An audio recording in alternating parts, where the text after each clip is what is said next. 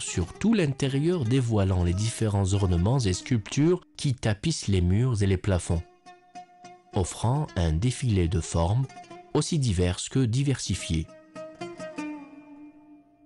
Quant aux éléments arrondis qui ornent les différents coins de la coupole, ils portent chacun le nom d'un des califes orthodoxes dans un authentique style calligraphique maghrébin.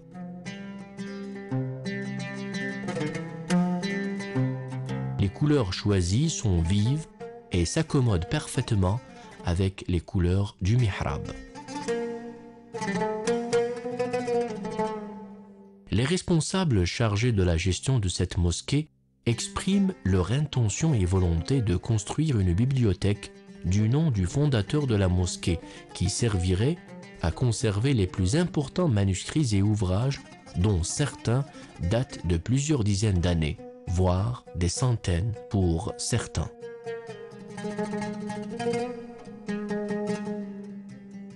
Ce rare trésor inestimable nécessite un intéressement des plus urgents de la part des responsables en vue de procéder à l'entretien, au tri et à la classification de ses œuvres.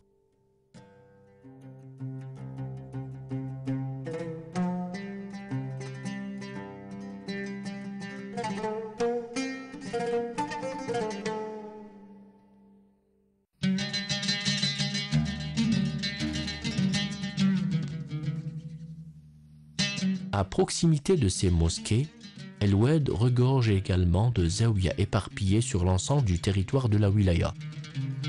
La zaouïa Tijaniya d'Al-Bayyada représente l'une des plus anciennes zaouïas de la région.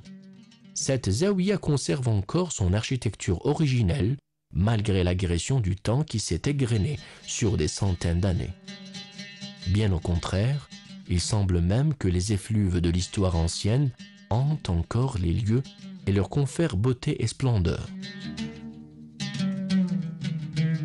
Quant à ces piliers, ils semblent résister en se dressant encore majestueusement et avec fierté, comme pour éterniser son appartenance à l'authenticité et attester son enracinement profond.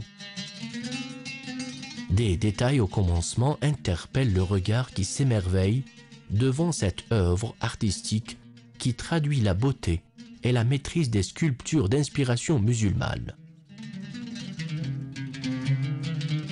Ces décorations faites de diverses formes qui s'entrecroisent révèlent le génie des artistes qui avaient réalisé ce travail de précision et de finesse.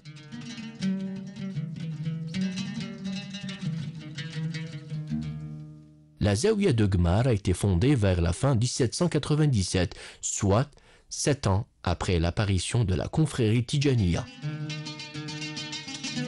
L'accès à l'intérieur donne sur un hall à partir duquel on peut apercevoir un ensemble de structures et d'annexes exceptionnelles, à l'exemple de l'école coranique, de l'espace réservé aux prières, d'un palais, d'un tombeau, de lieux d'accueil ainsi que de passages en forme d'arcade. Au centre se trouve un quartier représenté par un ensemble d'habitations disposées autour d'une petite mosquée que surplombe une coupole qui s'appuie sur une assise de forme carrée. Les zaouïas Tijaniya se distinguent des autres zaouïas par l'originalité introduite dans la construction des coupoles.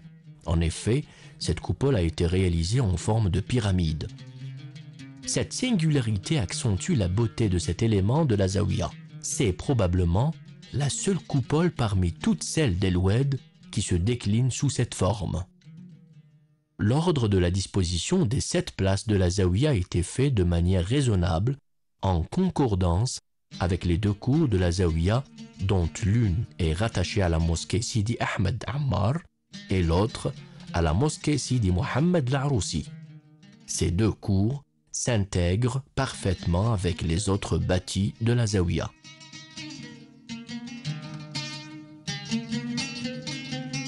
L'intérieur de la coupole pyramidale n'est pas moins esthétique que son aspect extérieur.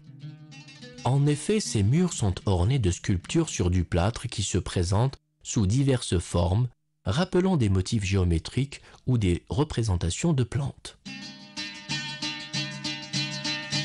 Les arcades et les coins de la coupole de la Zawiya ont été décorés avec de la sculpture sur plâtre où la calligraphie en est la dominante.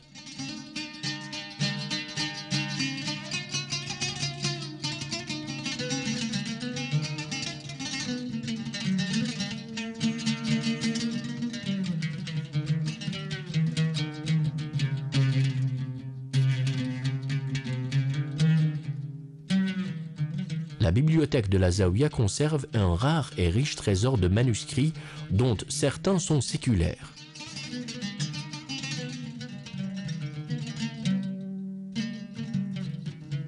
Les thèmes traités dans ces documents sont aussi divers que diversifiés.